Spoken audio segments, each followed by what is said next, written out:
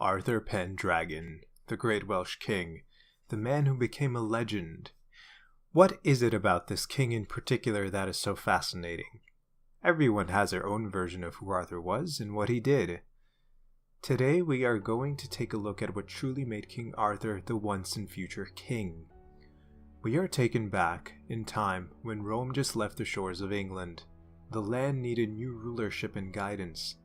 There were multiple kings and kingdoms all around, and England was in desperate need of a ruler worthy of leading it into the future.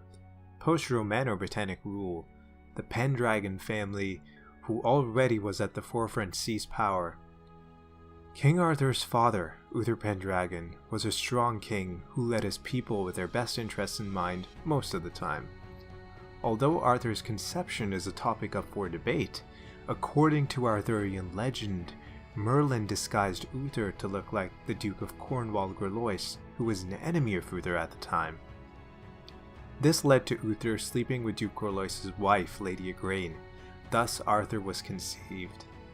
Therefore, Arthur is an illegitimate child. However, according to modern interpretations, the conception of Arthur occurred after Duke Gorlois' death, and that Arthur was legitimized by Uther's marriage to Lady Igraine. Lore has always leaned towards Arthur as being just and honorable king, much more honorable than his father, who tended to lash out whenever he detected a hint of magic or sorcery. The Druids experienced his anger and distaste towards them firsthand. Arthur, on the other hand, was much more tolerable and in fact, in some depictions, has been totally indifferent to the practice of magic and sorcery when he was ruling as king. That is, of course, if the magic was only being used for a good cause.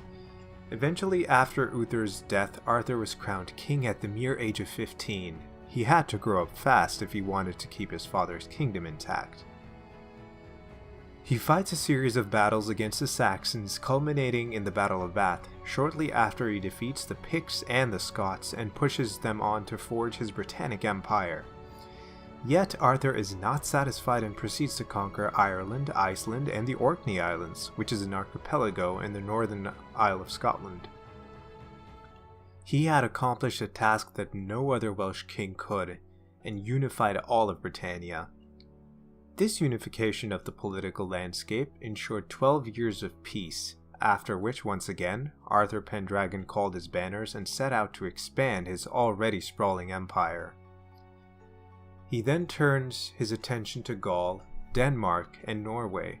At this time, Gaul is being held by the Roman Emperor, and Arthur sets out to face the Almighty Empire, and eventually defeats them as well to regain control of Gaul. By defeating the Roman Emperor Lucius Tiberius in Gaul, Arthur wants to end the reign of the Roman Empire once and for all, and marches towards Rome itself. While on the march, he gets a letter which informs him of his nephew's betrayal, Mordred, whom Arthur had left in charge of Britain in his absence.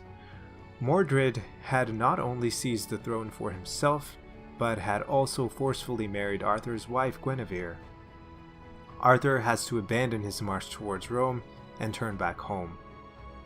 Once he lands on the shores of Britain with his army, he faces Mordred in battle at Cornwall and kills him. Even though Arthur had won the day, the victory was bittersweet. He is mortally wounded, and knows he won't last for long. He then hands over the crown to his closest of kin, Constantine. Minutes later, Arthur is taken to the Isle of Avalon to be healed, but never returns. And thus ends the reign of the once and future king.